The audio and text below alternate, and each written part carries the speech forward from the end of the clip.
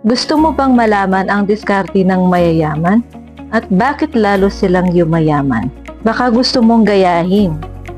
Kung meron kang 2 milyon, iniisip mo ba na bumili ng isang property ng buo?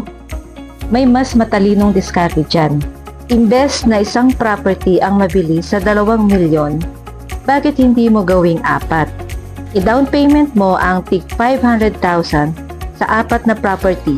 Ipa-rent at hayaan ang rental income ang magbayad ng monthly amortization. At pagkalipas ng 10 to 15 years, may 4 ka ng fully paid na properties. O kaya ginagawa ng strategy ng iba ay ibinebenta nila ang isang property after 5 years para ma-fully paid ang 3 pang natitira.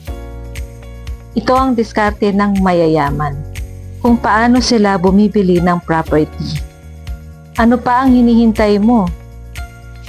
Ngayon na alam mo na ang diskarte ng mayayaman, magpapahuli ka pa ba? Please like and share mo rin ito sa taong gusto mo ring yumaman.